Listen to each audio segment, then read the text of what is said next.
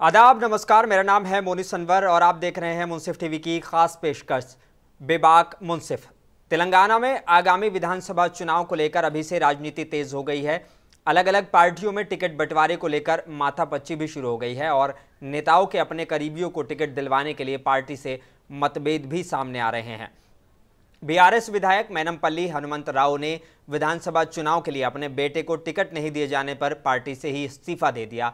एक वीडियो संदेश के जरिए उन्होंने घोषणा करते हुए कहा कि वो जल्द ही घोषणा करेंगे कि वो किस पार्टी में शामिल होंगे। हालांकि कयास लगाए जा रहे हैं कि कांग्रेस से उनकी बात लगभग पक्की हो गई है और वो जल्द ही कांग्रेस में शामिल हो सकते हैं। बीआरएस ने हनुमंत राव को आगामी चुनावों में भी फिर से मैदान में उतारने का फैसला लिया था। अगर बात वाईएसआर तेलंगाना पार्टी की करें तो वो भी इस साल होने वाले तेलंगाना विधानसभा चुनाव को लेकर उन्होंने भी तैयारियां अपनी तेज कर दी हैं। इस बीच वाईएसआर टीपी की चीफ और आंध्र प्रदेश के मुख्यमंत्री वाईएस जगन मोहन रेड्डी की बहन वाईएस शर्मिला ने पार्टी के नेताओं और कार्यकर्ताओं के साथ हाल ही में एक बैठक की थी। वाईएस शर्मिला ने मीटिंग के बाद कांग्रेस को लेकर कहा था कि कांग्रेस के साथ चुनाव लड़ने को किसी भी संभावना को सितंबर के अंत तक आखिरी यानी कि अंतिम रूप दिया जाएगा, क्योंकि नोटिफिकेशन का वक्त नज़दीक आ रहा है। उन्होंने आगे कहा कि कांग्रेस के साथ गठबंधन नहीं होता है तो हम राज्य की सभी 119 सीटों पर चुनाव लड़ने को तैयार हैं। पिछले कई दिनों में से कांग्रेस और वाईएसआर तेलंगाना पार्टी के बीच गठबंधन को लेकर राजनीतिक गलियारों में कयास लगाए जा रहे हैं, जबकि माना जा रहा है कि गर्मागर्म चर्चाओं के बीच कांग्रेस स्क्रीनिंग कमेटी ने आगामी विधानसभा चुनाव के लिए 63 उम्मीदवारों के नामों को आखिरी यानी कि अंतिम रूप दे दिया है। इन नामों की मंजूरी के लिए कांग्रेस केंद्रीय चुनाव समिति को उन्होंने अपने नामों को भेज दिया है, जिसकी घोषणा अगले हफ्ते होने की उम्मीद है। सूत्रों के मुताबिक दिल्ली में पार्टी फॉर वॉर रूम में आयोजित स्क्रीनिंग कमेटी की बैठक के तीसरे दिन चर्चा गर्म हो गई। इसके अलावा जल्द ही पीएम मोदी तेलंगाना का दौरा करेंगे। इसी पर होगी आज की चर्चा। बेबाक मुंसिफ में हमारे साथ मौजूद हैं भाजपा के सीनियर लीडर फरासत बाकरी साहब। आपका इस्तकबाल है फरासत साहब। और कांग्रेस की तरफ से मोर्चा संभालने के लिए हमारे साथ मौजूद है मोहम्मद शाहबुद्दीन साहब, आपका भी इस्तकबाल है। और बीआरएस से हमारे साथ मौजूद हैं बेबाक वक्ता मुकीत चंदा साहब, आपका भी इस्तकबाल है मुकीत चंदा साहब। सवाल सबसे पहला मेरा रहेगा मुकीत चंदा साहब से। मुकीत चंदा साहब, टिकट बंटवारा हो चुका है, टिकट्स में लगभग 115 नाम आपके बिल्कुल क्लियर हैं, सबके सामने आ चुके हैं वो, लेकिन ऐसा क्यों है कि बार बार आपकी जिन लोगों को टिकट भी मिल गया वो भी पार्टी जो है वो छोड़कर जा रहे हैं? किस तरह से इस मोर्चे को संभालेंगे आप और कैसे तीसरी हैट्रिक लगाएंगे, ये बताइए। देखिए, सबसे पहले तो जिसको टिकट मिला है उनमें से एक ये मैनमपल्ली हनुमंत राव साहब का वाकया है। इनके अलावा आज आपका गला खराब है शायद? गला खराब है आज। इनके अलावा कोई और ऐसा वाकया सामने नहीं आया जी। जहां तक हैट्रिक की बात है, हैट्रिक जरूर लगेगी। बीआरएस की ये पहली कामयाबी होगी, क्योंकि अब तक हमने टीआरएस के नाम से 2 बार इलेक्शन में हिस्सा लिया और तेलंगाना बनने के बाद 2 बार हुकूमत बनाई। बीआरएस के नाम से पहली बार हम मैदान में उतर रहे हैं और पहली बार हम जो है तारीख रकम करेंगे। तारीख रकम करके ये जो सिलसिला है पार्टियों में इधर से उधर जाने का, ये सिलसिला चलता रहता है। आप देखिए कि टीआरएस में भी काफी कांग्रेस के लोग, बीजेपी के लोग ज्वाइन करते चले जा रहे हैं। अभी हाल में भुवनगिर के जो प्रेसिडेंट थे बीजेपी के, वो भी हमारी पार्टी ज्वाइन किए हैं। ये यूं हो रहा है कि कुछ लीडर, जैसे कि हमारे पास, आपको मैं एक खैरताबाद का एक मिसाल दूंगा कि खैरताबाद में हमारे मौजूदा एमएलए हैं जनाब दानम नागेंद्र साहब। वहाँ से मन्ने गोवर्धन भी हमारे जो है एक मुतमन्नी है टिकट के लिए, उनकी अहलिया जो है कारपोरेटर है। उसके अलावा उससे पहले साबिक में हमारी जो कारपोरेटर थी पी विजया रेड्डी, वो भी जो है टिकट की मुतमन्नी थी। उनको जब टिकट नहीं मिलने की उनको उम्मीद आई तो वो कांग्रेस में चले गई और कांग्रेस में उनको टिकट मिलेगा ऐसा उनको उम्मीद है। लेकिन ये लीडर्स जब टीआरएस छोड़कर, बीआरएस छोड़कर कांग्रेस बीजेपी में जा रहे हैं तो इनको देखकर कांग्रेस का और बीजेपी का कैडर बीआरएस पार्टी ज्वाइन कर रहा है। यानी कि क्रीम जो है वो बीआरएस के हाथ में लग रही है और जो कायदीन जो सिर्फ एसी में बैठने वाले हैं, वो एसी में बैठने वाले कायदीन दूसरी पार्टियों में शामिल हो रहे हैं। शहाबुद्दीन साहब, आपसे मेरा सवाल है कि चर्चाओं का बाज़ार गर्म है कि आपने जो है काफ़ी सारे जो नाम हैं वो लगभग फाइनल कर दिए हैं और दिल्ली से वो नामों की घोषणा जल्द ही हो भी सकती है। एक पहला सवाल ये। दूसरा सवाल कि ये वायस शर्मिला को लेकर कब तक लगता है कि आपकी पार्टी जो है वो इस गठबंधन को वो हो जाएगा? क्या 63 नामों की जो ऐलान हो रहा है वो इसी वजह से हो रहा है कि उनका भी जो बाकी टिकट बचेंगे उनका भी उसमें हिस्सा रहेगा? नहीं, देखिए, सबसे पहली बात, जो लिस्ट जो फाइनल हो रही है वो दिल्ली में तय हो रही है, क्योंकि सेंट्रल इलेक्शन जो कमेटी है कांग्रेस पार्टी की वो तय कर रही है। हुआ यूं कि ऑलरेडी जो है हमने एक लिस्ट तैयार करके दिल्ली भेजी, फिर उसके बाद जो है बीआरएस पार्टी से जो है काफ़ी तादाद में लीडर कांग्रेस पार्टी में शमूलियत कर रहे हैं, बीजेपी से भी कर रहे हैं, फिर उसके बाद उनका फिर से सर्वे हो रहा है, उस हिसाब से उनकी फिर से चर्चा हो रही है, उसके बाद फिर ये फैसला लिया जाएगा। तकरीबन काफ़ी सीटों के ऊपर बातचीत मुकम्मल हो चुकी है, मगर कुछ सीटें ऐसे हैं जिसके ऊपर चर्चा करना बाकी है। जैसा कि कहीं पर भी जो है कई कार्यकर्ता ऐसे हैं जो चाह रहे हैं कि इन्हें दिया जाए या उन्हें दिया जाए, फिर उसके ऊपर रीसर्वे हो रहा है, शेड्यूल करके फिर रीसर्वे कर रहे हैं। मुझे उम्मीद है कि आने वाले जो है कुछ ही दिन में मुकम्मल जो है फहरिस्त जो है आवाम के सामने आप लोगों के दरमियान में हाजिर हो जाएगी। पहली बात। दूसरी चीज़ जो आपने सवाल किया वाई शर्मिला के मुताबिक, वाई शर्मिला ने भी जो है मैडम श्रीमती सोनिया गांधी से मुलाकात की, उसके बाद उनका मुलाकात का सिलसिला जो है दिल्ली के कायदीन के साथ जारी है, उसके बाद तेलंगाना कांग्रेस कमेटी के भी कायदीन से जारी है, वो भी कुछ उनकी अपनी शराइत रखी हैं, कांग्रेस पार्टी भी अपने कुछ शराइत रखी हैं, उसके ऊपर कुछ बात मुकम्मल होने के बाद ही ये फैसला लिया जाएगा।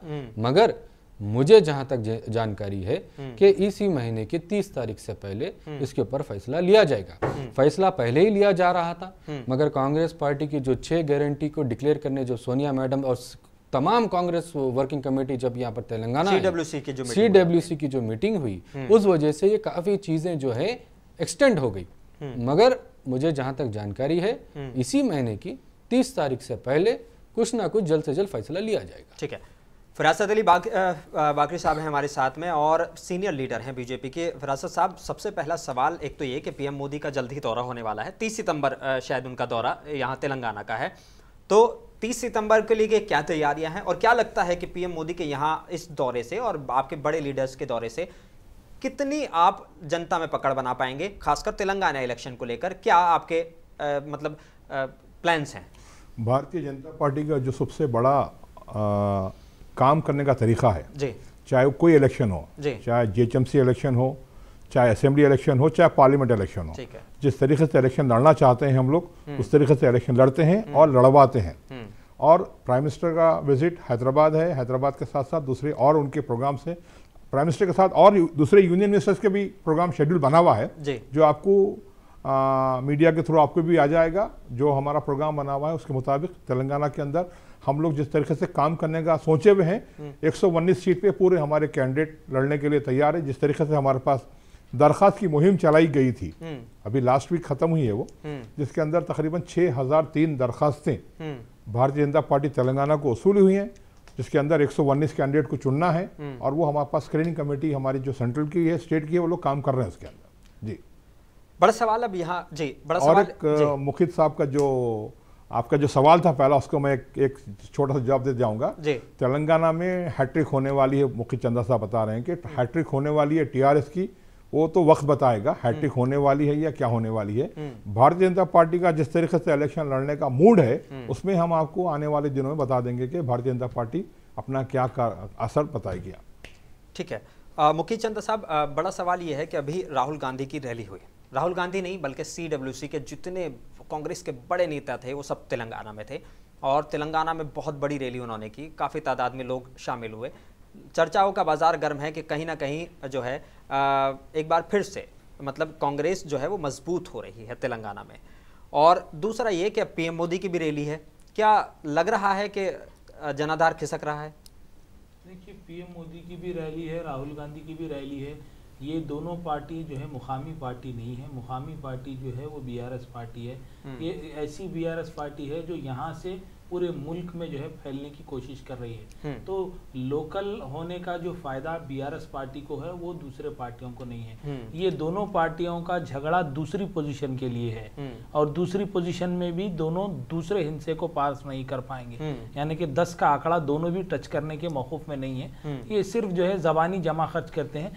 बीजेपी का रिकॉर्ड तो ऐसा रहा है कि साबिक में 1 सीट हासिल हुई थी, ये बार एक भी सीट हासिल होने के चांसेस बीजेपी को नहीं है। बीजेपी के कैडर खाली होता जा रहा है। बीजेपी, मैं तो ये कहूँगा कि बीजेपी बौखलाहट का शिकार हो चुकी है और बौखलाहट का शिकार होकर उन्होंने अपने अच्छे खासे सदर बंडी संजय को भी हटा लिया। हटा करके वो जो है फिर उनको समझ में आ गया कि फिरका परस्ती और जो है मुल्क में बदमानी फैलाने की जो साजिशें वो कर रहे हैं, वो साजिशें तेलंगाना में चलने वाली नहीं है।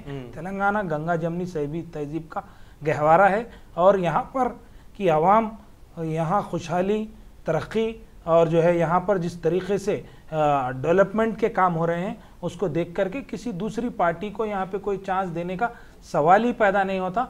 आवाम तो आ जाती है, देखिए बिरयानी खिलाएंगे और बाटल पिलाएंगे तो कोई भी जमा कर लेते हैं, कोई भी आ जाते हैं। हमारे रेवंत रेड्डी साहब का तो रिकॉर्ड है, नोट फॉर वोट में वो अरेस्ट हुए थे। वो अरेस्ट होने के बाद में वो छूट कर आए और छूट कर आके नोट को कैसे लाना है, नोट को कैसे बांटना है वो अच्छे तरीके से जानते हैं। वो उन्होंने जो है जादूगरी कहिए या बाजीगरी कहिए वो कर रहे हैं। वो करके वोट तो हासिल नहीं कर सकते। हाँ, उन्होंने कुछ लोगों को जमा कर लिया है और वो जमा करेंगे और वो तमाम लोग एक साथ जाके वो पूरा जो है गर्क होने वाला है। एक जो है जहाज छोटा है लेकिन उसके ऊपर बोझ ज्यादा जमा हो चुका है। कांग्रेस का जहाज गर्क होने वाला है।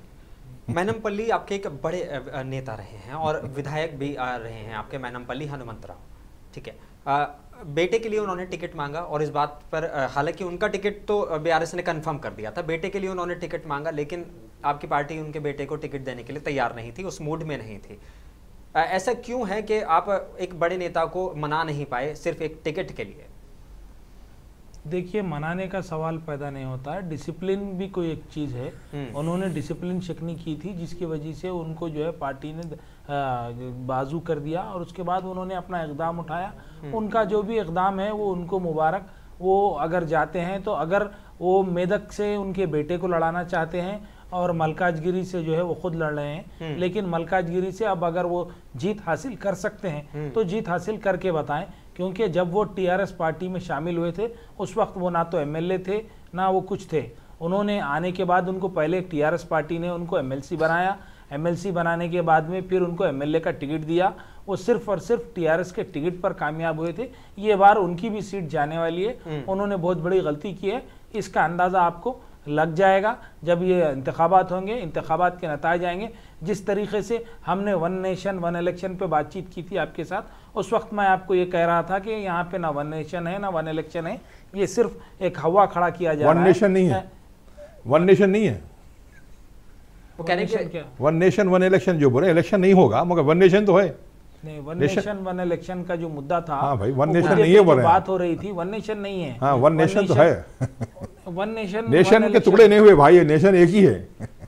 नहीं मुद्दा, हाँ बात उनकी सही है। वो आपने कहा कि दोनों चीजों को आपने अलग कर दिया कि वन नेशन नहीं है और वन इलेक्शन भी नहीं। नहीं, वन नेशन वन इलेक्शन नहीं है। ओके, बात रिकॉर्ड हुई है आपकी, रिकॉर्ड हुई है, देख लेंगे। वन नेशन वन इलेक्शन का कोई मुद्दा नहीं है। हमने यहीं पर बैठकर जब फिरासत साहब नहीं थे, हमारे मरहूम दोस्त जनाब हनीफ साहब थे, मैं उनको भी यहाँ पर याद करूँगा और उन्हें खराज अकीदत भी पेश करूँगा क्योंकि वो उस वक्त मौजूद थे और उनसे मेरी गुफ्तगू हुई थी। वो तमाम बातों को मैं याद दिलाना नहीं चाहूँगा, लेकिन इतना ज़रूर कहूँगा कि उस वक्त मैंने सख्ती से ये कहा था कि ये वन नेशन वन इलेक्शन सिर्फ एक हवा है, ऐसा कोई होने वाला नहीं है। जब दूसरे जो वक्ता थे, दूसरे जो बात करने वाले लोग थे, डिबेट करने वाले, वो लोग वन नेशन वन इलेक्शन के ऊपर गहराई से बात कर रहे थे। मैं बार बार आपको यही कह रहा था, ये सब होने वाला नहीं है, ये आप इसको छोड़ दीजिए। और आज देखिए आप, वो मुद्दा नहीं रहा। उसी तरीके से जब इलेक्शन होंगे और इलेक्शन के नताइज आएंगे,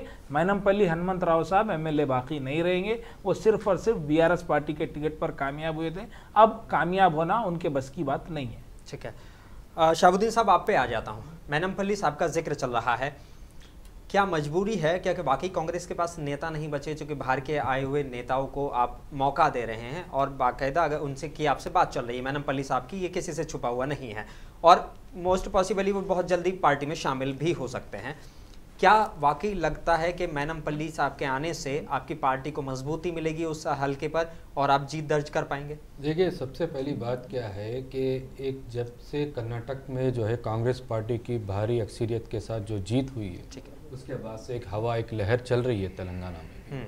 उसका नतीजा आप देख सकते हैं कि राहुल गांधी की भारत जोड़ो यात्रा के बाद भी कर्नाटक का इलेक्शन, कर्नाटक के इलेक्शन के बाद भी जो है तेलंगाना में जिस तरीके से कांग्रेस पार्टी ज़मीनी स्तर पर काम कर रही है, उसको देखते हुए आवाम के दिल में भी जो है ये नज़र आ रहा है, ये समझ आ रहा है कि वो चाहती है कि कांग्रेस पार्टी इख्तियार में आए। तो जब ये जो एमएलए होता है, ये जो एमपी होता है, ये आवाम का नुमाइंदा होता है, ये आवाम की जो है नुमाइंदगी करता है और इसे भी आवाम का मूड देखना पड़ता है। आवाम के दिल में कांग्रेस है, आवाम चाह रही है कि कांग्रेस पार्टी इख्तियार में आए और ये तो हमने ठान लिया है आवाम ने कि इस दफ़े हम केसीआर को ना वोट देंगे ना बीजेपी को वोट देंगे, इस बार हम सिर्फ कांग्रेस पार्टी को वोट देंगे। उस मूड को नज़र में रखते हुए ये तमाम जो ये लीडर है जो टीआरएस पार्टी के छोड़ के जो है कांग्रेस पार्टी में शमूलियत कर रहे हैं और ऐसे ऐसे लीडर शमूलियत नहीं किए, बड़े बड़े लीडर कर रहे हैं। जैसा अनिल कुमार रेड्डी भी आपकी पार्टी में शामिल। अनिल कुमार रेड्डी भी कांग्रेस पार्टी से टीआरएस में गए। टीआरएस पार्टी में सीएम केसीआर साहब ने ऐलान किया था कि उन्हें हम टिकट देंगे, उसके बाद वो टिकट छोड़कर भोंगी से छोड़कर कांग्रेस पार्टी में आए। यानी कि वो अब आपसे उम्मीद लगा रहे हैं कि आप उनको टिकट देंगे? देखिए, हमारे से उम्मीद लगाने से कुछ नहीं होता है, जैसा कि मैं अभी भी कह रहा हूँ, जैसा कि मैनमपल्ली हनुमंतराव नहीं, पार्टी में शामिल कराने से पहले कुछ तो वादे किए होंगे। देखिए, वादे तो होते हैं मगर ये सारे के सारे चीजें जो है दिल्ली भेजे जाते हैं। ठीक है। Central election committee, screening committee, ये कमेटी इसके ऊपर होता है। तमाम सियासी पार्टियों में होता है। बीआरएस पार्टी में ये कल्चर नहीं है तो ये इसका ये मतलब नहीं है किसी भी पार्टी में कल्चर नहीं है। अब टीआरएस पार्टी जिन लोगों को एमएलए टिकट दिए हैं वो तमाम लोग जो है पलट के कांग्रेस पार्टी में आ रहे, बीजेपी में भी नहीं जा रहे। अभी मुझे मेरे सोर्सेज से मुझे ये पता चल रहा है कि तकरीबन अभी 20 से 25 एमएलए या कंटेस्टेड एमएलए या एस्पायरिंग एमएलए कांग्रेस पार्टी में अभी कुछ 10 दिन के अंदर शामिल हो सकते हैं। तो इसके ऊपर जो है आप लोग जायजा लें, ये क्यों हो रहा है, ये मूड को देखिए, ये मूड को पहचानिए। अवाम ये चाह रही है, अवाम ये जानती है और तेलंगाना में कांग्रेस पार्टी की हुकूमत आना यकीनी है। इसकी वजह है कि जो है तमाम सियासी कायदीन दिगर पार्टियों से सब मिलकर जो है कांग्रेस पार्टी में जो है आ रहे हैं।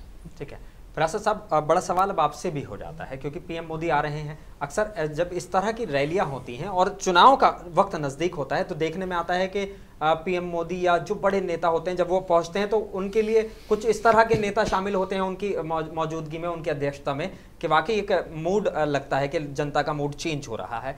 क्या इस तरह के आपके पास भी कोई बड़े लीडर्स इस तरह से आपके संपर्क में हैं, कांटेक्ट में हैं, जो बीजेपी में शामिल होना चाहते हैं? जो आने वाले थे हमारे पास आ चुके हैं, अभी फर्दर हमारे पास कोई आने की उम्मीद नहीं है, ना हम किसी से उम्मीद ला के बैठे हैं। हमारे पास जो लोग हैं सफिशिएंट है और हम उनके साथ इलेक्शन लड़ने के लिए पूरी हमारे पास ब्लूप्रिंट तैयार हो चुका है। हम कैसा काम करेंगे, क्या करेंगे, और वो आपको आने वाले वक्त बता देंगे। हमारे पास 119 सीट के पूरे कैंडिडेट्स हमारे पास। कब तक आप लिस्ट जारी करने वाले हैं? क्योंकि अगर बात करें 115 बीआरएस ने कर दी है और कांग्रेस के भी लगभग 65 नाम फाइनल माने जा रहे हैं। ऐसा है मोनिस साहब, हमारी पार्टी जो है दुनिया की सबसे बड़ी पॉलिटिकल पार्टी है, वर्ल्ड की पॉलिटिकल पार्टी है। एमपी में जो है मिनिस्टर्स को और एमपीओं को अरे मिलने नहीं मिले बताऊंगा मैं आपको मुखी चंदा साहब। तो दूर की वर्ल्ड की बड़ी पॉलिटिकल पार्टी है। हमारे पास कोई भी चीज दिया गया है, हमारे पास कोई भी चीज का एक प्रोटोकॉल होता है, सिस्टम होता है, उसके मुताबिक हम काम करते हैं और उसी के मुताबिक हम काम करते आएंगे। ये भी जवाब ले लेंगे। हाँ, हम उसी के मुताबिक काम करते आएंगे। 119 सीट हमारे पूरे कैंडिडेट लड़ेंगे विदाउट एनी अलायंस, और हम पूरी कमर कस लिए हैं, पूरे प्लान तैयार हो गया, ब्लूप्रिंट तैयार हो चुका है। हमारे पास कोई आने वाला ना कोई जाने वाला, हमारे पास ना जाने वाली किसी की फिक्र है ना आने वाले किसी को वेलकम करना है। कोई है ही नहीं पार्टी में। नहीं, कोई है, हमें जरूरत ही नहीं पार्टी पे आएगा कौन जाएगा। भारतीय जनता पार्टी मैंने बताया फिर आपको वेल प्लान पार्टी है, वर्ल्ड की लार्जेस्ट पार्टी है, हमारे पास कोई किस्म का कोई मैं इस बात से आपकी मैं इत्तेफाक रखता हूं कि आप वर्ल्ड की लार्जेस्ट पार्टी हैं, चलिए ये भी मान लेते हैं। आप मैनेज की बात करते हैं, वो इलेक्शन कैसे मैनेज करते हैं 100% हम मैनेज करेंगे और जीत के बताएंगे तेलंगाना के अंदर। अभी हमारे शाहबुद्दीन साहब बता रहे थे कि कांग्रेस की लहर चल रही है, कांग्रेस की लहर कर्नाटक में जिस तरह से चली है, आज हुकूमत क्या चल रही है पूछिए शाहबुद्दीन साहब से। कर्नाटक में जो स्कीम अनाउंस किए थे आज फुलफिल हो रहे हैं क्या? आप वो चीज कर्नाटक में बताए, वो चीज तेलंगाना में बता रहे हैं, आप वही फुलफिल जहां गवर्नमेंट आपकी है वहां नहीं कर सक रहे हैं आप। जिस दिन कर्नाटक में सरकार बनी है, आज लाइट के बिल को वहां पे लाइट घर वाले प्रॉब्लम में है, पानी के बिल को प्रॉब्लम में है, आरटीसी के जर्नी में प्रॉब्लम है।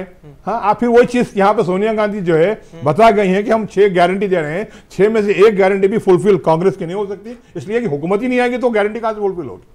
ना टीआरएस गवर्नमेंट बनाएगी ना कांग्रेस गवर्नमेंट बनाएगी, भारतीय जनता पार्टी तेलंगाना में सरकार बनाएगी। जिस तरीके से चंदा साहब ने बताया कि 1 एमएलए था, हम बताएंगे आने वाले दिनों में हमारे फ्लोर पे 60 एमएलए चाहिए, उससे ज्यादा मेजोरिटी लाके हम सरकार बना के बताएंगे तेलंगाना। ये कॉन्फिडेंस आपके सदर में भी होना चाहिए। अरे सरकार सदर में है, हमारे एक कार्यकर्ता में कॉन्फिडेंस है। हमारे सदर साहब का जो मोरल है, जो उनका जो है, जो उनकी ताकत है, जो खत्म हो चुकी है। नहीं, वो आपको कैसा मालूम ताकत खत्म हो चुकी है? खत्म हो चुकी है। आप देखिए हमारे पास का सिंगल कार्यकर्ता में जो ताकत है, हमारे प्राइम मिनिस्टर की वो ताकत है। भाई मेरे क्षेत्र में ही, मेरे हलके में ही बीजेपी के जो है एक तमाम कार्यकर्ता वार्ड लेवल के भी कांग्रेस पार्टी में शमूलियत इख्तियार। बताइए कौन शामिल हुआ? आप बताइए ना भाई, क्या कर रहे हैं? आप बताइए, 2 आदमी बताइए क्या कर रहे हैं। अरे भाई मैं कह रहा हूं, आप 2 आदमी के नाम बताइए कौन शमूलियत हासिल किया? बता रहा हूं, वार्ड लेवल तक भी लोग जा रहे हैं। कम से कम आपकी जो पार्टी है वो जादुई आंकड़े को छू लेगी इस बार। 100% हम हुकूमत बनाएंगे तेलंगाना में, हमारी गारंटी है। आपकी बात रिकॉर्ड करके रख लीजिए, इलेक्शन के रिजल्ट के बाद फिर बात करूंगा इंशाल्लाह।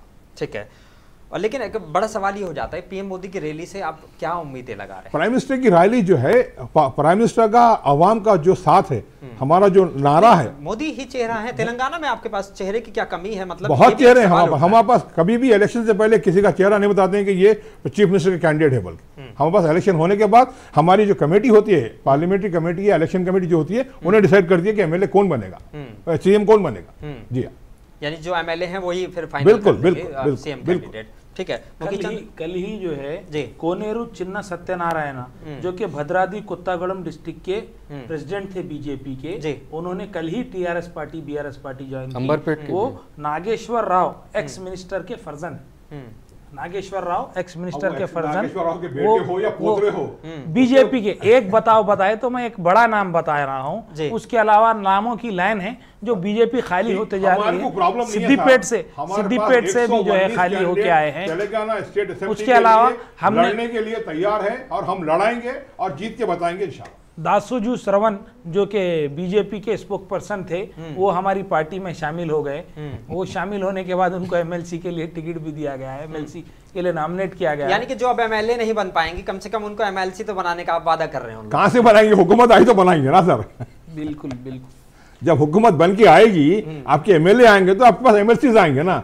जब आप नहीं रहेंगे, गवर्नमेंट नहीं रहेंगे, तो एमएलसी कहां से मिलेंगी? हालांकि आज तेलंगाना के चुनाव को लेकर और तेलंगाना के जो बीजेपी अलग अलग पार्टीज के नेता एक दूसरे में शामिल हो रहे हैं, उसको लेकर ये सारा प्रोग्राम है। लेकिन मुखी चंदा साहब ने कहा था कि ऐसी क्यों नौबत आ रही है कि इतने सारे मिनिस्टर्स और सांसदों को विधायकी का टिकट देना? अरे भाई, हमारे पास जो है एक सिस्टम है, सेंट्रल लीडरशिप है। हाँ। उन्होंने जो आदेश देते हैं उसके मुताबिक लोकल लीडरशिप, हमारे पास बोला ना एक एडमिनिस्ट्रेशन है, सिस्टम है। जब हम लकीर मार देते हैं तो सबको लकीर पे चलना पड़ता है, कोई भी क्रॉस नहीं कर सकता है। कांग्रेस की माँ-बाप मिसाल दूंगा मैं आपको। डॉक्टर वाईएस राजशेखर रेड्डी जिंदा थे जब, सोनिया गांधी मैडम ने एक लिस्ट भेजी थी राजशेखर रेड्डी साहब को, ये लिस्ट है एमएलए की। बोल राजशेखर रेड्डी साहब ने वो लिस्ट को जो है एक्स मार दिया। उन्होंने जाके फिर दिल्ली बोले मैडम को, मैडम ये लिस्ट है, इस पे आप साइन करिए। तो वो ये सिस्टम हमारे पास नहीं है। एक दफा हमारे पास प्राइम मिनिस्टर का या नहीं, इसे डेमोक्रेसी कहते हैं। नहीं, डेमोक्रेसी का सिस्टम आपके पास नहीं है। डेमोक्रेसी नहीं है ये डेमोक्रेसी नहीं है। ये आपके पास एडमिनिस्ट्रेशन नहीं है, आपके पास आला कमान की जो आपके पास हिटलर ऑर्डर देता है, आपको वो काम करना पड़ता है। Politically UPA chairperson Sonia Gandhi के इंस्ट्रक्शंस आए थे राजशेखर रेड्डी के लिए कि भाई ये हमारी लिस्ट है, आपका सिस्टम आप इसको टिकट दीजिए।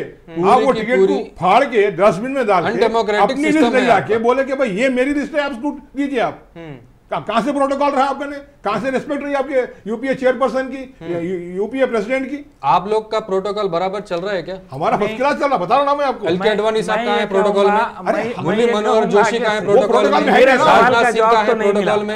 नितिन गडकरी कहां है प्रोटोकॉल में? सिर्फ और सिर्फ चेहरा सिर्फ नरेंद्र मोदी का आ रहा है, फिर उसके बाद हमारे इंडिया की फर्स्ट लेडी जो है अमित शाह उनका आ रहा है। अरे वही तो एडमिशन आज दुनिया में छाए हुए हैं, मोदी इज द बॉस बोल के।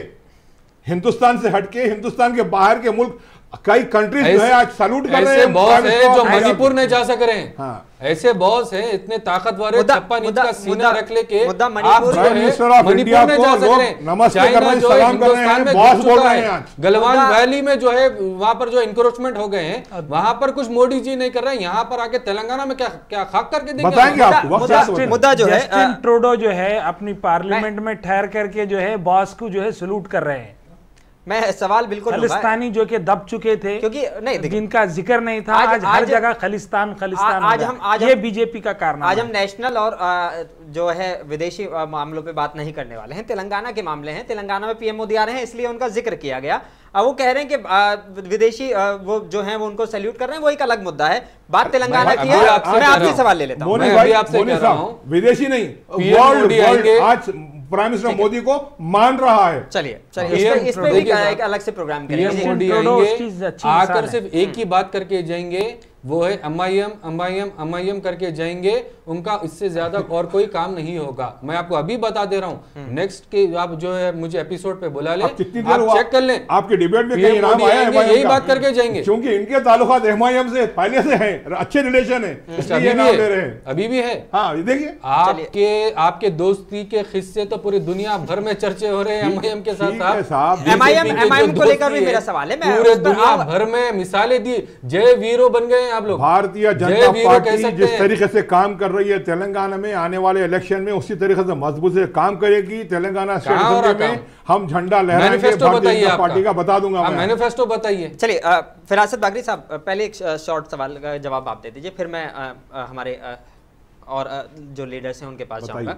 सवाल ये है कि क्यों ऐसा अभी तक टी राजा जो थे वो बड़े खामोश थे, बहुत ज़्यादा खामोश थे, लेकिन अब अचानक से वो आते हैं और फिर से असदुद्दीन ओवैसी पर हमला बोलते हैं। क्या ये स्ट्रेटेजी बना रखी है उन्होंने कि मैं इनको कुछ कहूंगा, ये मुझे पलटे में कुछ कहेंगे और दोनों टिकट वो तो दोनों सवाल उनके पर्सनल पूछना चाहिए, उनसे और उनसे। पार्टी से कोई ताल्लुक नहीं है, पार्टी उनको सस्पेंड कर दी है और पार्टी अभी तक बहाल नहीं करी है, उसके ऊपर मैं कुछ भी नहीं कहना। लेकिन वो विधायकी के टिकट की उम्मीद लगा रहे हैं। नहीं तो मैं ये बता रहा हूँ ना, पार्टी आप ही की पार्टी से भारतीय जनता पार्टी उनको जब सेंट्रल लीडरशिप सस्पेंड करी है, अभी तक उनको बहाल नहीं करी है। अगर उन्होंने उम्मीद लगा के बैठे तो उनकी उम्मीद पे देखेंगे लेट देम सी पार्टी क्या करती है। पहले उनको बहाल होना चाहिए, मैं समझूंगा कि राजशेखर रेड्डी जैसा मसला नहीं होगा और राजा सिंह जो है सस्पेंड ही रहेंगे। नहीं तो फिर यहाँ पर भी राजशेखर रेड्डी राजा सिंह के रूप में एक पैदा होने के चांसेस नजर आ रहे हैं। ठीक है शहाबुद्दीन साहब, आपसे सवाल ले लेता हूँ। शर्मिला की पार्टी जो है वो बिल्कुल आने के लिए तैयार हैं। आपकी कई शायद मरहलों की इसमें बात भी हो चुकी है। क्या शर्तें हैं जिनकी वजह से ये अभी तक जो है मामला पूर्ण विराम पर लगा हुआ है और क्वेश्चन मार्क पर लगा हुआ है? देखिए काफी शर्तें हैं। कांग्रेस पार्टी की तरफ से भी जो है कुछ शरायत है, उनकी तरफ से जैसे क्या नहीं वो हम नहीं बयान कर सकते। अच्छा। देखिए पार्टी का इंटरनल मैटर, ठीक है, क्योंकि कुछ जो है खत में लिखे गए हैं। हाँ। हम उसे हम जो है मंजर आम ना हम कर सकते अगर वो कर अगर वो सीटें मांग रही हैं आपसे तो कितनी सीटों की डिमांड की है ये तो बता सकते हैं आप उनसे? देखिए खम्मम में ज्यादातर, नलगोंडे में वहाँ पर ज्यादा सीटें मांग की है। ठीक है, वो मांग रहे हैं, अपने लिए भी मांग रहे हैं, पालेर की सीट भी मांग रहे हैं, ठीक है, साथ में अपने साथ वालों के लिए भी मांग रहे हैं। मगर कांग्रेस पार्टी इसके ऊपर जो है कितना फायदे की आप उम्मीद कर रहे हैं कि अगर शर्मिला जी आपकी पार्टी में शामिल होती हैं या विलय करती हैं आपकी पार्टी से और या गठबंधन करती हैं, दोनों तीनों एक ऑप्शन आपके पास में खुले हुए हैं, कितने वाकई उम्मीद लगा रहे हैं आप कि हाँ हमें ये उनकी पार्टी से फायदा होने वाला है? देखिए फायदा नुकसान की बात अलग है, ठीक है, क्योंकि वो डॉक्टर वाईएस राजशेखर रेड्डी साहब की दुख्तर है, ठीक है, और वाईएसआर साहब जो है ना कोई आप कह सकते हैं उनके टैग नहीं दे सकते कि सिर्फ आंध्रा की लीडर थे या तेलंगाना की लीडर। उन्होंने इंसाफ दोनों ही रीजन के हिसाब से बराबर किया है। इसके ऊपर सब लोग जो है मुत्तफिक है वाईएसआर की जो खिदमत है। तो वाईएसआर खानदान का कोई भी आना पार्टी में, कांग्रेस पार्टी खुले दिल से उनका इस्तेकबाल करेगी। और उन्हें आना भी चाहिए, आके खिदमत दीजिए। ऐसा नहीं है कि आप आंध्रा के हैं तो आप तेलंगाना में काम नहीं कर सकते, वाकई कर सकते हैं। जब आप यहाँ रह सकते हैं तो आप सियासी शऊर भी जो है आपको होना चाहिए। बाप मरने के बाद जगन को जो है सीएम नहीं बनाए, जिसकी वजह से आज तेलंगाना आंध्रा का इतना बड़ा मामला हो गया। हाँ, फिर आप बोल रहे हैं कि हम वाईएस राजशेखर रेड्डी की फैमिली को वेलकम करेंगे। देखिए साहब, आपके जो हल्के में हमारे के रोशिया को सीएम बनाए, आपके किरण कुमार रेड्डी को सीएम बनाए, उसकी बेटी क्यों नहीं बना भाई सीएम? जब आप कुत्ते उसके लॉयल थे तो कांग्रेस वाले। साहब, कांग्रेस पार्टी किसी सीएम की लॉयल नहीं होती। कांग्रेस सीएम जो होता है सबसे बड़ा कार्यकर्ता होता है, उसे वो मौका दिया जाता है। पार्टी सेंट्रल लीडरशिप है, कार्यकर्ताओं की पार्टी है, ये हमारी पार्टी है और यहाँ पर ऐसा नहीं होता। और रही बात वाईएसआर के ताल्लुक से, आपने जो भी बात की, आप जाके आपके हल्के में मुआयना कीजिए, कितने लोग आपके ही चार मीनार हल्के में कितने लोगों को आरोग्यश्री का फायदा हुआ, वाईएसआर के पीरियड में ही हुआ है। कितने लोगों को स्कॉलरशिप मिली, कितने लोगों को फीस रीइंबर्समेंट हुआ, आप खुद पूछिए। आप बीजेपी के जो हमारे जो यहाँ पर साहब बैठे हुए उनसे भी जायजा लीजिए, उनसे भी सवाल कीजिए, आप जाके अपने हल्के जात में मुआयना कीजिए। ठीक है, मैं उनसे सवाल पूछूंगा, लेकिन मुकीम चंदा साहब, आपसे सवाल। मुकीम चंदा साहब, अगर देखें कि हम जो अभी तक हालात चल रहे हैं, कई पार्टियों के नेता दल बदल लगातार जारी है, अगर मान लीजिए कि आप जो हैं अब, क्योंकि हनुमंत राय की सीट खाली हुई है, कुछ और भी विधायक सुनने में आ रहा है कि नाराज़ हैं, वो भी अपना पाला बदल सकते हैं, उस स्थिति को आप संभालने के लिए क्या आपकी टीम कर रही है? देखिए, कुछ करने की ज़रूरत नहीं। हनुमंत राव साहब जाने के बाद में वहाँ पे हमारे पास अभी 3 जो है ऐसे प्रत्याशी हैं जिनको टिकट चाहिए। अभी वो तीनों में से किसी एक के लिए फैसला करना थोड़ा मुश्किल काम है, क्योंकि जिस तरीके से हनुमंत राव साहब के हक में फैसला किया गया था, उसकी बुनियाद ये थी कि सिटिंग एमएलए को टिकट दिया जा रहा है। इसके लिए उनको समझाना आसान था, लेकिन अब सिटिंग एमएलए नहीं है तो फिर बड़ा मुश्किल होगा कि वो 3 में से किसे टिकट दिया जाए। ये रह गया मल्काजगिरी की बात। मल्काजगिरी के अलावा दूसरे जो आप कह रहे हैं कि सिटिंग एमएलए अगर कोई पार्टी छोड़कर जा रहे हैं, तो ऐसे कोई बात नहीं है, ये एक वाक़या है। और हनुमंत राव साहब पहले से ही जज्बाती रहे हैं, इनकी रिकॉर्ड रहा है कि ये पहले से भी जज्बाती रहे हैं। 2014 में अगर आप हनुमंत राव साहब का देखेंगे तो वो एक दिन में 3 पार्टी में ज्वाइन किए थे। तेलुगु देशम से कांग्रेस में गए, सुबह में कांग्रेस में दिल्ली में जाके ज्वाइन किए, शाम में आके फिर टीआरएस ज्वाइन कर लिए थे। ये हनुमंत राव साहब जरा जज्बाती फैसले करने के बहुत पुराना रिकॉर्ड है, आदि है। मतलब उम्मीद ये है कि वापस फिर टीआरएस आ सकती है, कहीं भी आ सकते हैं। अगर वो वापस बीआरएस आते हैं तो क्या आप भी खुले दिल से उनका स्वागत करेंगे? मैं तो उनका जो है उनकी सलाहियतों की और उनकी लीडरशिप का कायल हूँ। बहुत अच्छे लीडर हैं। जज्बाती जो शख्स होता है उसके दिल में जो है बुग़्ज़ नहीं होता, जज्बात में वो अपने ख्यालात का इजहार कर देता है। तो मैं तो उनका कायल हूँ। जगह बचाकर चल रहे हैं कि अगर वो आते हैं तो हम उनका इस्तेमाल करने के लिए तैयार हैं। मेरी जो हाईकमांड है वो उस पर फैसला करेगी, मेरे हाथ में ये सब नहीं है। मैं यहाँ पर हूँ, मैं अपनी पार्टी की जो है मौक़िफ़ बयान कर रहा हूँ। शख्सी तौर पर मैं ये कह रहा हूँ कि वो अच्छे शख्स हैं, उनके दिल में बुग़्ज़ नहीं है, वो बुग़्ज़ नहीं रखते हैं और जज्बात में वो काम करते हैं। और उनके जज्बात ही उनको इससे पहले भी नुकसान पहुँचाए, अब भी नुकसान पहुँचा रहे हैं। उनका जीतना बहुत मुश्किल है, वो बजाय उसके कि वो बहुत अच्छे शख्स हैं। ठीक है, शहाबुद्दीन साहब, एक सवाल ये अक्सर होना चाहिए जब हम देखते हैं कि एक शख्स या एक कार्यकर्ता, छोटे लेवल का या बड़े लेवल का कार्यकर्ता, रेगुलर अपनी पार्टी के लिए काम करता है और ये इस आस में रहता है कि शायद मेरी इस मेहनत को कहीं कोई जगह मिल जाए, यानी कि उनको विधायक का टिकट मिल जाए। लेकिन लास्ट टाइम पे ऐसा होता है कि अचानक से जो है बाहर से कुछ लीडर्स आते हैं दूसरी पार्टी से और वो जो है वो टिकट के पे दावेदारी पेश कर देते हैं और वो टिकट लेकर चले भी जाते हैं। क्या इससे जो जमीनी लेवल के कार्यकर्ता हैं, क्या उनका मोरल डाउन नहीं होगा? मोरल डाउन होता है और ये अक्सर होता रहा है जी। ताज़ा मिसाल आपको हमारे बाजू ही बैठे हुए साहब जी, आप ही के हल्के में जो है बाहर से एक साहब आके आपके जो है, आप भी उम्मीदवार हो सकते थे टीआरएस पार्टी के वो टाइम पे, मुखी चंदा साहब। मुखी चंदा साहब, ठीक है। अब उनकी जगह आके जो है वो आके बैठ गए, वो एमएलए बन गए। ऐसा तो सभी के साथ हुआ है, ऐसा होते रहता है। मगर इसके ऊपर जो है कांग्रेस पार्टी के मैं ताल्लुक से कहना चाहूँगा कि इस हिसाब के इस बिना पे नहीं किए जा रहे हैं फैसले। क्योंकि सवाल आपसे इसलिए पूछा जा रहा है क्योंकि इस वक्त सारे जितने बड़े नेता हैं जो अपनी पार्टी में जगह नहीं पा रहे हैं, वो आपकी तरफ एक उम्मीद लगा रहे हैं। अगर वो उम्मीद लगा रहे हैं, पार्टी में शामिल हो रहे हैं, तो जाहिर सी बात है उनकी भी कुछ उम्मीदें आपसे तो होंगी कि विधायक का टिकट मिल जाएगा या एटलीस्ट विधायक का नहीं मिलेगा, अगर पार्टी सरकार में आती है तो एमएलसी का टिकट मिल जाएगा, कुछ तो उम्मीदें लगा के देखिए हो कैसा रहा है, हमारे पास सेंट्रल लीडरशिप सर्वे करा रही है और कार्यकर्ताओं से मशवरे लिए जा रहे हैं टेलीफोन के जरिए, मैसेजिंग के जरिए, ऐप के जरिए। ठीक है, ये हमारे साथ चल रहा है। ऐसा नहीं है कि आपको कोई भी लीडर लाएंगे या बिठा देंगे यही एमएलए होगा, यही एमपी होगा, ऐसा नहीं है। तमाम कार्यकर्ताओं से राय पूछी जा रही है और उनके ऊपर जो है पूरा एतमाद है, कांग्रेस पार्टी को भी और कांग्रेस के कार्यकर्ताओं को भी सेंट्रल लीडरशिप के ऊपर एतमाद है। ऐसा नहीं है कि अभी मैं आपको बताता हूँ, 5 दिन कबल में बात बता रहा हूँ, हमारे पास थ्रू आउट जो है तेलंगाना में सर्वे हुआ है सारे कैंडिडेट्स का। ठीक है, तमाम कार्यकर्ताओं से पूछा गया, तमाम डिस्ट्रिक्ट कांग्रेस कमेटी के लोगों से पूछा गया, तमाम minority, schedule caste, backward class, सबसे पूछा जा रहा है कि बताइए ये 4 नाम हैं, ये 4 में से आपका पसंदीदा नाम कौन सा है? कुछ ऐसे नाम बताइए जो वाकई आपसे जुड़ने के लिए तैयार हों बिल्कुल, और दूसरी पार्टी में वो बड़ा ओहदा रखते हैं। अभी मुझे ऐसा लग रहा है कि बहुत ही जल्द कलवा कुर्ती के एक जानी मानी शख्सियत है, एमएलसी है टीआरएस पार्टी के, वो भी कांग्रेस पार्टी में शायद शमूलियत इख्तियार कर सकते हैं। वो एक बड़ा नाम है, करंट एमएलसी है, अच्छा नाम रखते हैं, अपना दबदबा रखते हैं मेमनगर जिले में, नागर कर्नूल जिले में। मुझे ऐसा लग रहा है कि वो भी आ सकते हैं कांग्रेस पार्टी में। क्योंकि आपके पास जो है फिरासत साहब वो भगदड़ नहीं मची हुई है, लेकिन फिर भी सवाल तो उठता है, और वही सवाल जो मैंने शहाबुद्दीन साहब से किया वो आपसे भी करूंगा, और वही सवाल मैं लेकर मुकेश चंदा साहब के पास भी जाऊंगा। क्या वाकई मतलब मोरल डाउन नहीं होता है जब एक कार्यकर्ता को जो है, जब वो मेहनत करता है 5 साल और फिर उसको टिकट नहीं मिलता है? हमारे पास ऐसी कोई मिसाल नहीं है जो हमारे पास से कोई नाराज होगी दूसरी पार्टी। अच्छा, ऐसी मिसाल ही नहीं है आपके पास? नहीं, अभी एक मिसाल दे दिया नहीं प्रेसिडेंट, वो कोई माने नहीं रखती, कोई पब्लिक फिगर ही नहीं है, वो पार्टी का कोई नामी कामी आदमी नहीं है। मैं कही पोतरा नवासा जिला सदर है, नहीं पार्टी के डिस्ट्रिक्ट प्रेसिडेंट है, हाँ, जो शामिल हुए।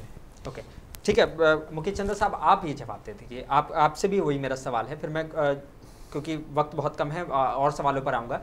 क्या वाकई मोरल डाउन होता है? अगर वो आपका जिक्र कर रहे थे तो जैसे आप भी अगर उम्मीदवार थे तो फिर आपने पार्टी ने दूसरे को किसी को मौका दे दिया, तो वाकई मोरल डाउन हुआ? मेरा कहिए ताल्लुक़ या किसी और का कहिए आप, शख्सी तौर पर जिसकी जो है उम्मीदें वाबस्ता होती हैं और अगर वो शर्मिंदा ताबीर नहीं होती है तो बिल्कुल मोरल डाउन होता है, मायूसी होती है, ये सब चीज़ें होती हैं। लेकिन जब कोई शख्स, कोई ज़ात सियासत में शामिल होती है तो उसका नसबुलैन क्या है?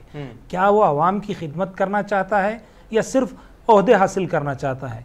जिसको ओहदे हासिल करना होता है वो ज़रूर मोरल भी डाउन होता है और वो टूट भी जाता है। जिसको आवाम की खिदमत करना मद्देनज़र रहता है उसका मोरल डाउन नहीं होता और ना वो टूटता है, बल्कि वो दुगनी ताकत के साथ आवाम की खिदमत के लिए मैदान में आता है और अपने कारनामे अंजाम देते हुए आगे बढ़ जाता है। ठीक है, फिरासत बाकी साहब, कांग्रेस ने अपनी 6 गारंटियों का ऐलान कर दिया। बीआरएस के मामले बिल्कुल क्लियर हैं, वो पिछले कई वक्त से किसानों का उनका खास मुद्दा रहा है और कई सारी चीज़ें उन्होंने जो है अपने मैनिफेस्टो में शामिल की हुई हैं।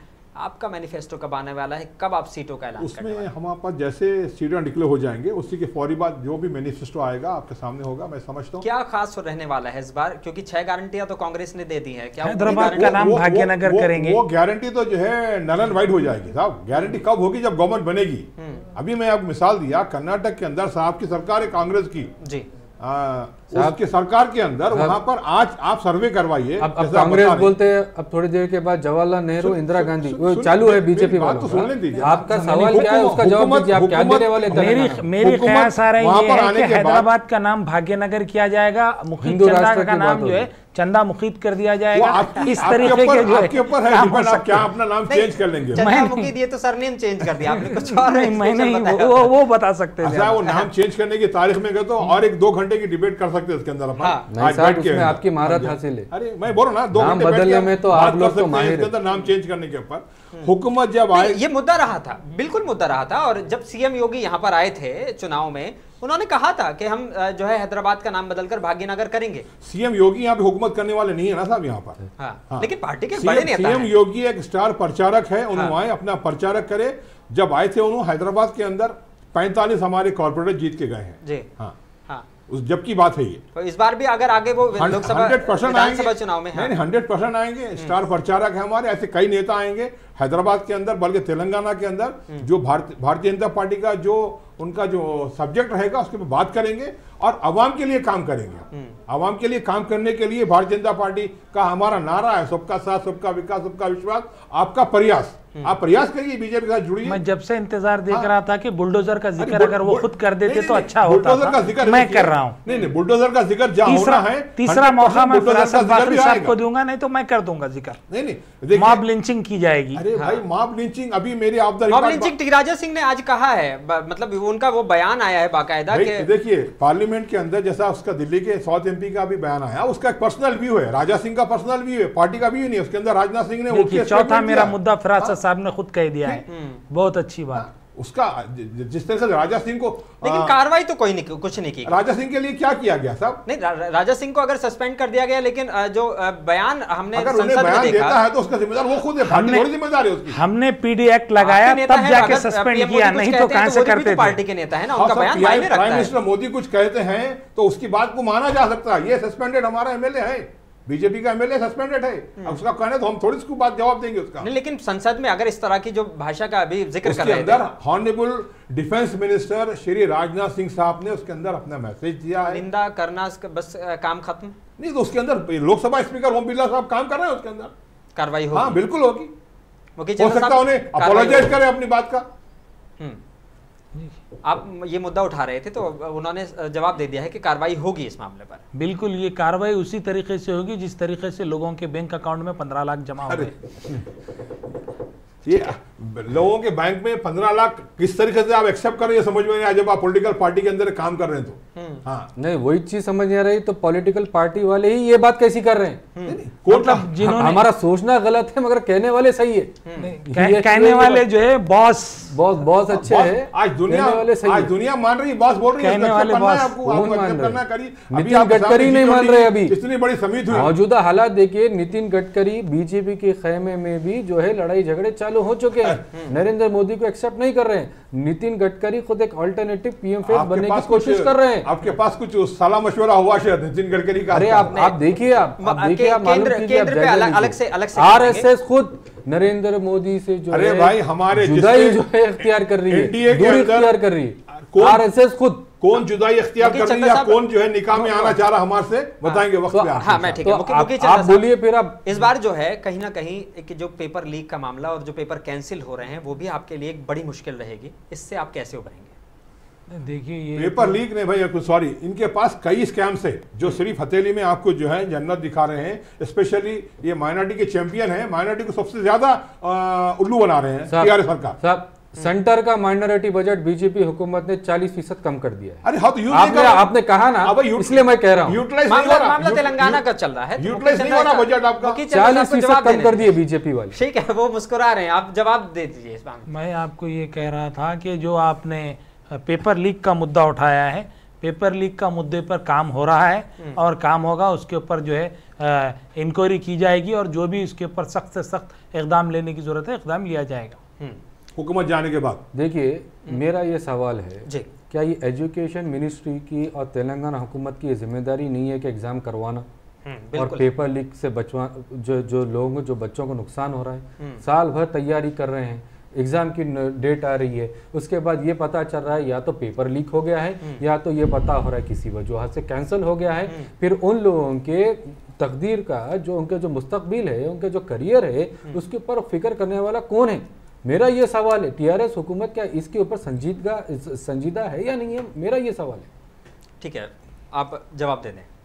टीआरएस हुकूमत बिल्कुल संजीदा है। देखिए, केजी तक पीजी तालीम के निज़ाम को सुधारने के लिए टीआरएस हुकूमत ने काम किया है और काम कर रहा है। इक्का दुक्का वाक़यात आ रहे हैं, सभी इंसान है, इंसान से ही गलती होती है, कहीं गलती हो गई है, आइंदा ऐसी गलती ना हो, इस पर सख्ती से काम किया जाएगा और मजबूत लाहेअमल मुरतब करके उसके ऊपर जो है अमली जामा पहनाया जाएगा और जो भी खाती है उनको कैफिर किरदार तक पहुंचाया जाएगा। सीएम फेस के तौर पर इस बार क्या केसीआर ही रहेंगे या केटीआर को आगे बढ़ाया जाएगा? नहीं, केसीआर ही रहेंगे। केसीआर के फेस पर ही आप चुनाव लड़ने वाले हैं, यानी कि तेलंगाना में अगर बीआरएस चुनाव लड़ रही है तो उसका फेस क्लियर है कि केसीआर के फेस पर ही आप चुनाव लड़ने वाले। बिल्कुल। यही सवाल मैं फरासत साहब आपसे ले लेता हूं कि क्या वाकई मतलब तेलंगाना में कोई फेस है आपके पास में सीएम? भाई मैं नहीं, तय बाद में हो जाएगा, लेकिन कुछ तो बड़े नेता होते हैं जिनके बारे में नहीं, हम पहले से किसी को डिक्लेयर नहीं करते सीएम फेस के लिए कि आप है या मैं हूं बोल के। हाँ ठीक है शहाबुद्दीन साहब, क्योंकि आप पे ये भी इल्जाम लग रहे हैं कि आप तो खुद एक बाहर के लीडर को लेकर अपना प्रदेश अध्यक्ष बना देते हैं, तो आप सीएम फेस के लिए भी क्या बाहर से लोगों को मौका देंगे? नहीं, कांग्रेस के अंदर मैनमपल्ली के अगर लोकल कोई कॉर्पोरेटर भी ज्यादा है तो उनको एक स्ट्रेंथ मिलती समझ रहे हैं वो लोग। नहीं देखिए, बात क्या है जी, कांग्रेस पार्टी का जो सीएम फेस होता है जी, वो कांग्रेस पार्टी लेजिस्लेटिव पार्टी करती है इसे डिसाइड। इलेक्शन जीतने के बाद एमएलए सब सारे बैठ के वोटिंग होती है, उसके बाद जो है एमएलए जो है डिसाइड करते हैं कि कौन चीफ मिनिस्टर होगा। माजी में भी आप देख सकते हैं वाईएसआर जो पहली दफा जो चीफ मिनिस्टर बने थे, तभी भी जो है सीएलपी जो है मीटिंग लगाई, उसके बाद वोटिंग हुई, उसके बाद चीफ मिनिस्टर बना। वो बाहर का हो या घर का हो, एक बात तो तय है, कांग्रेस पार्टी ये इलेक्शन लड़ेगी राहुल गांधी के चेहरे पर, सोनिया गांधी के चेहरे पर और 6 गारंटी के ऊपर हम ये इलेक्शन लड़ेंगे। ठीक है, इस बार कुछ नई गारंटी है मुखी चंदा साहब, या वही अपना जो जिस पे आप काम करते आ रहे हैं? जैसे आपने अक्सर आईटी हब बनाने के लिए हैदराबाद को जो कहा जाता है। नहीं, माफी चाहता हूं आपसे, आईटी हब इन्होंने नहीं बनाया, आईटी हब चंद्रबाबू नायडू ने बनाया। अच्छा, आपका अलायंस हो गया? नहीं, अलायंस नहीं हुआ, जो हकीकत है बोलना पड़ेगा। अच्छा, हैदराबाद के अंदर आईटी इंडस्ट्री लाने में former chief minister united Andhra Pradesh Nara Chandrababu Naidu ने इसके ऊपर काम किया है और हैदराबाद के अंदर आईटी लाने के लिए उसका बहुत बड़ा योगदान। बीजेपी ने क्या काम किया है? आपकी हुकूमत है, बताऊंगा सेंटर में। मुकेश चंदा साहब से जवाब ले लेते हैं। ये जो किसानों के लिए आप कहते हैं कि हमने बहुत काम किया है, सिंचाई को लेकर आप कहते हैं कि हमने चावल के में नंबर 1 बना दिया है प्रदेश को, क्या यही मुद्दे दोबारा से होने वाले हैं या कुछ नया वाकई इस बार? देखिए, चंद्रबाबू नायडू ने अटल बिहारी वाजपेयी का साथ दिया था जी, इसके लिए आज नरेंद्र मोदी प्राइम मिनिस्टर है। ये एक बात जहन में रख लीजिए आप जी। समझ रहे हैं आप मैं क्या कहना चाह रहा हूँ? क्योंकि चंद्रबाबू नायडू उस वक्त जीएमसी बालायोगी को स्पीकर बनाकर अटल बिहारी वाजपेयी का सपोर्ट दिए थे। अगर चंद्रबाबू नायडू ना होते तो बीजेपी पार्टी नहीं होती थी, बीजेपी पार्टी खत्म हो जाती थी, बीजेपी पार्टी काम ही नहीं कर सकती थी। वो चंद्रबाबू नायडू के मरहून मिन्नत है। इस किस्म के बचकानी बातें हैं। मेरे फाजिल दोस्त अगर ये कहते हैं कि चंद्रबाबू नायडू ने आईटी का हब लाया था, चंद्रबाबू नायडू ने उस जमाने में उनकी इस्तिताअत के मुताबिक जो काम करना था किया, लेकिन वो काम करने के बावजूद भी आईटी का हब बेंगलुरु था ना कि हैदराबाद। लेकिन जैसे ही तेलंगाना रियासत वजूद में आई, वजूद में आने के बाद न सिर्फ आईटी हब बना बल्कि अमेज़न, गूगल और एप्पल ऐसी बड़ी बड़ी मल्टीनेशनल कंपनियों को हमारे इज्जत-ए-माब कल्वाकुंटा तारक रामाराव साहब यानी कि केटीआर साहब के ये कारनामा है कि उन्होंने यहाँ पर लाकर बताया, जिसको खुद को इंग्लिश बोलने नहीं आता वो क्या आईटी को लाकर यहाँ पे काम करेगा। चंद्रबाबू नायडू साहब का इतना बड़ा कारनामा है कि आज वो जेल में है, आज वो जेल में है, हजारों खतार रोते हैं। वो प्रेस कॉन्फ्रेंस आईटी का ही काम हो रहा है। चीफ मिनिस्टर चंद्रशेखर भी जाने वाले हैं जेल, उधर भी आईटी का ही काम हो रहा है। आईटी सेल बना रखा है, इनकम टैक्स का ही काम हो रहा है। आईटी का, इनकम टैक्स का पहला ये मामला हो गया। अब उसके साथ शॉर्ट में बिल्कुल आपको मैं ये कहूं कि अवामी फलाह बहबूद टीआरएस पार्टी का नसबुल ऐन है। जो लोग ये कहते थे कि किसानों को रेतु बंधु के जरिए से मुस्तफीद किया जा रहा है, वो गलत है। उसके लिए फंड्स कहाँ से लाएंगे? आज वही लोग 6 गारंटी की बात करते हैं। आज वो लोग घुटनों के बल आ चुके हैं। जिस तरीके से दलिता बंधु के जरिए से दलितों को मुस्तफीद किया गया, जिस तरीके से टिमरीज के जरिए से माइनॉरिटीज के बच्चों को तालीम से आरास्ता किया गया, जिस तरीके से कालेश्वरम प्रोजेक्ट और पालामूर रंगारेड्डी एत्तिपोतुला पदकम बना करके आबपाशी के निज़ाम को अच्छे तरीके से किया गया, तेलंगाना को राइस बॉल और सीड बॉल बना दिया गया, जिस तरीके से करंट का जो मसला था उसको ख़त्म कर दिया गया, पीने के पानी के मसले को ख़त्म कर दिया गया। ये एक मिसाल है तेलंगाना रियासत की। इस रियासत की मिसाल को लेकर के हम अब नेक ख्वाहिशात के साथ राहुल गांधी हो या नरेंद्र मोदी हो, दोनों को नेक ख्वाहिशात के साथ हम ये बिगुल बजा चुके हैं कि टीआरएस अब बीआरएस बन चुकी है। बीआरएस का परचम लाल किले पे लहराएगा और हमारे वजीर आजम केसीआर साहब बनेंगे और ये बनके ये होगा, ये होने वाला है, ये होकर रहेगा। जिस वक्त हम तेलंगाना बनने की बात करते थे तो जिस तरीके से आपने अभी मुस्कुरा दिया उसी तरीके से लोग मुस्कुराया करते थे। आज तेलंगाना वजूद में आया और 10 साल हो चुके हैं और तरक्की भी हुई है। उसी तरीके से बीआरएस का मरकजी हुकूमत बनेगी और ये दोनों पार्टियों के मैं नेक ख्वाहिशात करता हूं। यानी आप मानते हैं कि ये बीआरएस के लिए पहला कदम है केंद्र की राजनीति शुरू करने के लिए। बिल्कुल। इसमें बस लास्ट सवाल, बहुत चंद सेकंड में आप जवाब देंगे इसका कि सीटों का ऐलान कब तक आप कर देंगे और ये गठबंधन का फैसला कब तक हो जाएगा? क्या मान के चलें कि सितंबर एंड में ये सारी चीजें फाइनल हो जाएंगी? बस शॉर्ट में हाँ या ना? बस जी हाँ, हो जाएगी बहुत जल्द से जल्द। सितंबर एंड तक जो है पूरी जो है सारी चीजों का सारी चीजें जो है मुकम्मल हो जाएंगे। हाँ। जो भी चीजें बीच में अर्चना है, जो चीजें जो आ रही हैं उसे सब खत्म किया जाएगा, जल्द से जल्द फैसला किया जाएगा। फिरासत बागी साहब, क्या बीजेपी जब प्रधानमंत्री मोदी यहाँ पे होंगे तो क्या इन प्रत्याशियों का ऐलान हो सकता है? नहीं, उसके बाद होगा। उसके बाद होगा। चलिए, ठीक, बहुत शुक्रिया आप लोगों का जुड़ने के लिए। वक्त की कमी है और सवाल लेंगे, लेकिन और कुछ और भी प्रोग्राम हम इस पे लेकर करेंगे। जल्दी इलेक्शन जो है डिक्लेयर होने वाले हैं कुछ स्टेट्स में, उसको लेकर भी हम लोग मुंसिफ टीवी की तरफ से प्रोग्राम्स आपके लिए लेकर आएंगे। कई और नेताओं को अपने साथ लेकर आएंगे। तब तक अपने मेज़बान मोनिस अनवर को दीजिए इजाज़त। आप बने रहिए मुंसिफ टीवी के साथ।